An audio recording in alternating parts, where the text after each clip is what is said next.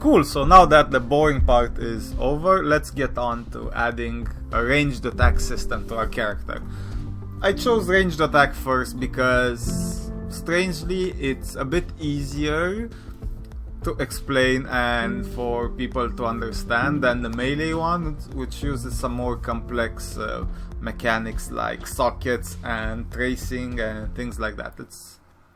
It's a bit easier to digest and teach. So the first step in adding an attack mechanic is adding an attack component, since Pixel 2D is very modular in its approach, so almost everything can be added via component. So just press the add component and just search for attack, the BP attack component. Let's just delete this, don't need it now. And basically the BP attack looks like I had another one added from the previous time, but that's fine, just delete the new one, and just make sure you have one BP attack component, and just one, not more. And as you can see, you have a lot of information here when using this. You don't need to complete any of this. This is just to give out some default values if you don't want to complete the values for each individual attack, but we won't be using those, so we'll be just doing a straightforward attack, ranged attack. So in order to use a ranged attack, just drag out the BP attack component here and just search for ranged attack. So it has a function called the ranged attack, and let's make it simple and use the E key to trigger a ranged attack. And now you see why I was talking about variables, because we have a lot of variables in our ranged attack function that we need to go through. The first variable is damage. Now, when using functions and things like this, there are two ways of working with the numbers here. You can just manually set them, like just set damage to 1 and it's just gonna do 1 damage, or we can use a variable. Now, I always suggest you use a variable when you can, because this, I cannot change this during runtime if it's just like this.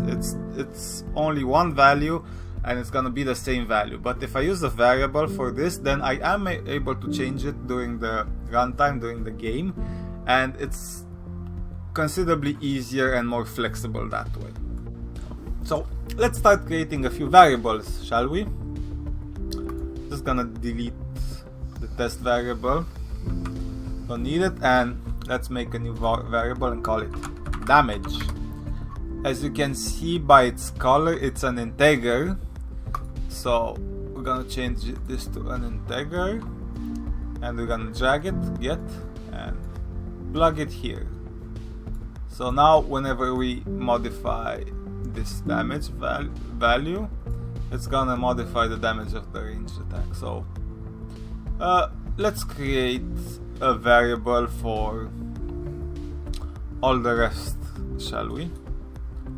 Spawn location is, we haven't talked about vectors yet, but basically it's a vector variable. A vector is just a collection of 3 numbers, it's x, y, and z, and it's used to determine the position in the 3D space of an object. So for example, if I select the character here, the location is the vector 3 of the object. So in our case it's 213, 218, right? And 0. But we don't want the spawn location to be just in the actual player location. We want it to be a bit more customizable. So in order to do that, there are many ways to do that, but I like to use arrows for that. Arrows are just a visual representation. They don't actually show up in the game. I mean, they can, but they're by default hidden. But they're a great way to use if you just want to position something. So for example, if I want to spawn a ranged attack, I want to spawn it here, for example. So I'm gonna use the arrow for this. Just I'm gonna rename it to ranged spawn. basically you can spawn anything here that's not an object that interacts with things. You can spawn a billboard or something like that, but I like to use arrows as a logical representation. So now that I have the arrow and this is its position, I want to use this position as the spawn point of the actual ranged attack projectile. So I'm just gonna be dragging this and get world location. So basically this returns the location of this this arrow in the 3D world. So there you go. For this we don't actually need a variable. We can have one if you wanted, but this just guarantees that no matter where the character is at, no matter where they are, if they're jumping, if they're crouching, if they're facing forward and leftward, they'll always be using this as the spawn location, which is attached to the character. So when you move, when your character moves, this moves as well. When your character rotates, this rotates as well. Cool. And now for the projectile speed, well, we'll be using a projectile speed. We're just gonna be using this. And as a naming, I guess, as a naming convention, you usually start out with a lowercase. And if you have multiple words in the same variable, you can separate them when they actually show up in the game by just making it uppercase. So for example, I started with lowercase projectile and uppercase speed. They're gonna show up with a space between them. Because you can't actually have a space in a variable, or I guess you can, but usually they cause issues, so I just like to name them without any spaces or without any weird characters. Cool. Now that I've added the projectile speed, I'm gonna get it and set it here. I want the projectile speed to be, I don't know, something like 10. Again, the numbers are not, they're using Unreal units and things like that, so they're not like kilometers or meters per second or things like that. Whatever. Now for projectile spawned,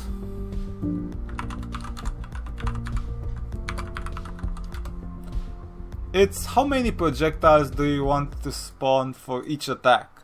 Like the default is 1, obviously, but if you like play games like, I don't know, I remember Contra has a weapon where you press the shoot once and it spawns like 2-3 projectiles at the same time. You can do this, and the time between projectiles is the same thing. Basically, if you spawn 5 projectiles at once and you want to give them some time between those attacks, so for example like a quarter of a second or a fraction of a second or even a second, then this can be customized. We'll make a variable for this as well so we can show it off. Time between, and make it a float. Cool. The attack speed is basically what it says. It's the time between attacks. So you're pressing the attack key once, and then how long does it take before you can press it again? You can just make another variable speed.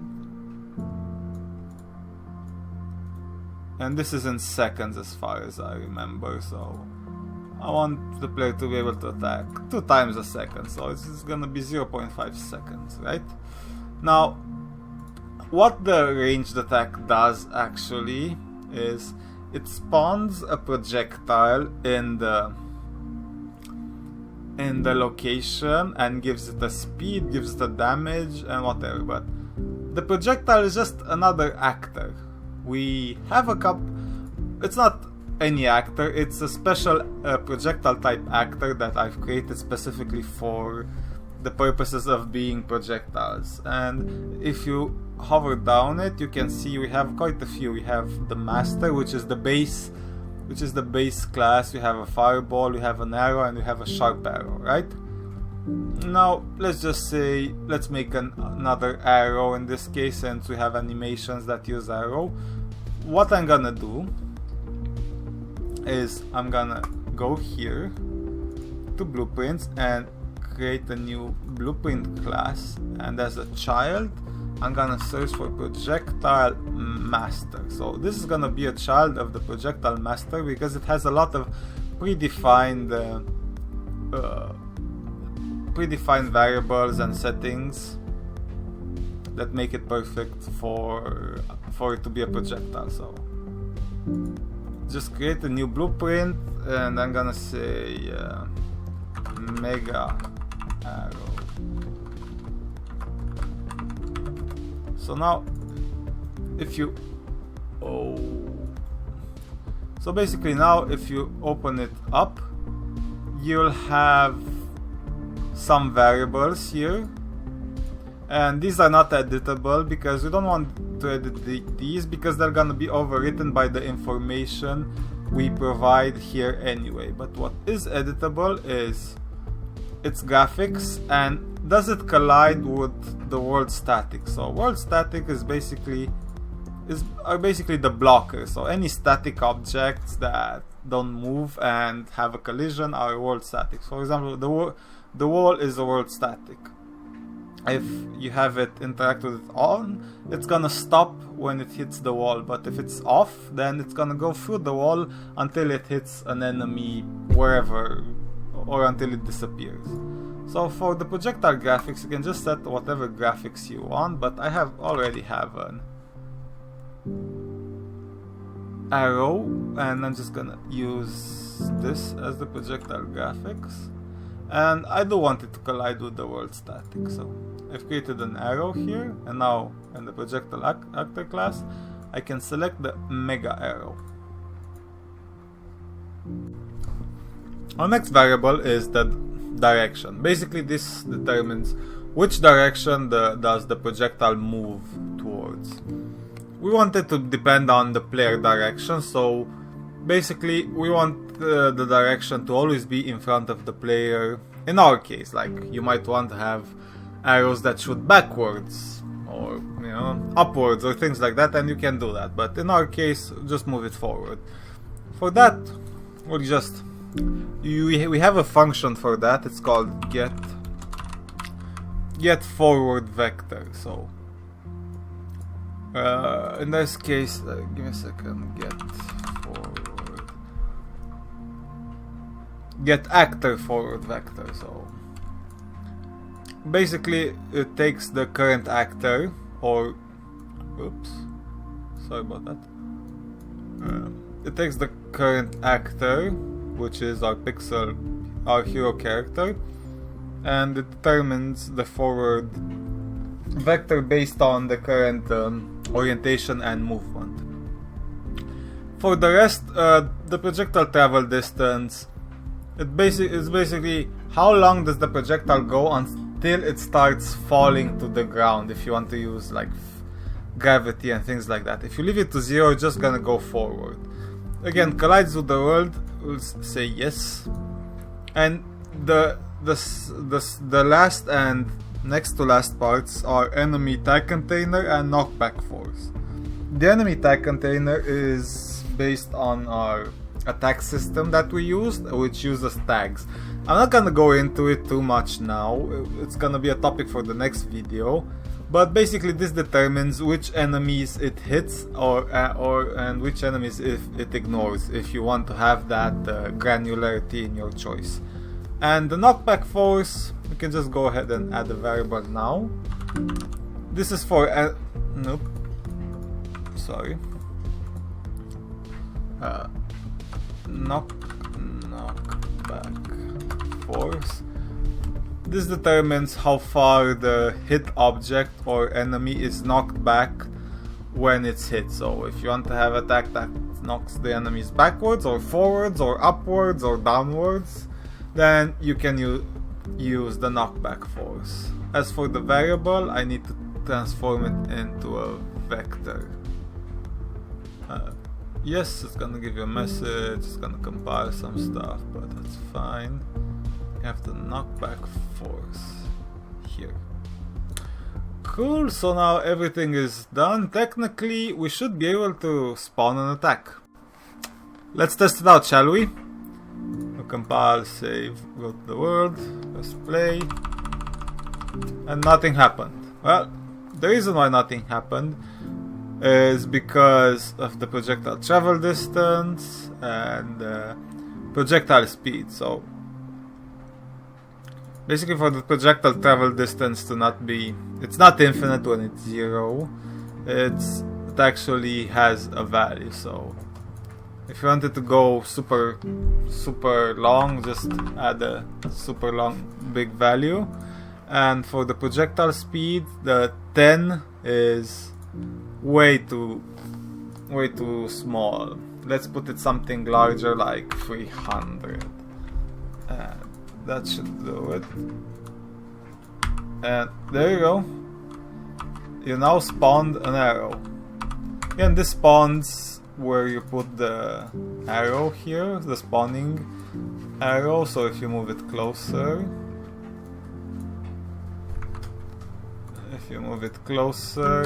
it spawns closer to the player, right? So as you can see, it hits the wall and it despawns. If you remove the collides with world, technically it won't collide with the world and it's just gonna go through it, which, you know, sometimes you might want for different projectiles. So for example, if it set the projectile travel distance to 100, then as you can see, it's gonna move 100 units and then it's just gonna disappear. That's because it's not affected by gravity, and in order to make it affected by gravity, we have to go back into our mega arrow and check this. Even though it's put onto not editable, it is a issue on my side and it's gonna be corrected in the next version. You should double check this if you want gravity to have an impact or not. And now, technically, if the projectile travel distance is 100, collides with world is true, and is affected by gravity, when you spawn it, it's gonna, as you can see, it arches, so, and as soon as it hits the ground, it disappears.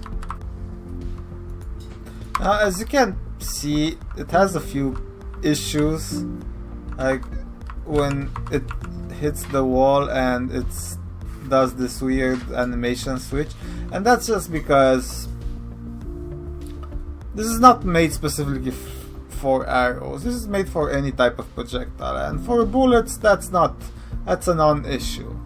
If you specifically want arrows as your projectile, then I already have an arrow subclass made from the projectile master class that has a nice small stretching animation already built in. And in order to do that, just escape here and just go to your ranged attack, and instead of your mega arrow projectile, you can select the BP projectile arrow that's already created, compile and save, and this is considerably better. So as you can see, and when it hits, it has a nice small hit animation. The same here. So if you want to use arrows with physics, you can just do this. And now, as you can see, the arrow is moving about as fast as my character, which is a bit awkward. So let's just increase the projectile speed a bit to 500, so you don't catch up to the arrows, because that's just weird. So there you go, this is really fast now. And now you can pepper the area with arrows while you're moving, while you're standing, while you're jumping. It's just arrows for everyone, which looks pretty cool, and they do disappear after a while. So this is the end of the first video. If you want to make your mega arrow behave like the regular arrow, you just need to do one thing. You create a new projectile class, and it's based on the BP projectile arrow, and now you can call it better mega arrow. Okay, and save it. And similar to that, you can set out the projectile graphics. If it collides toward static, affected by gravity, and things like that. You can add whatever you want here. You can just go here to the main character and replace it with vector mega arrow, and you can just delete the mega arrow projectile. Sometimes this happens because it needs to recompile the shader, but it's just gonna go back to normal. So this was a long video, and we started doing a bit more complicated things. Next up we'll be adding an enemy, and we'll start using the different player to enemy interaction, and that means having health, having enemy tags and things like that. So stay tuned for more. Don't forget to like and subscribe, and see you guys next time.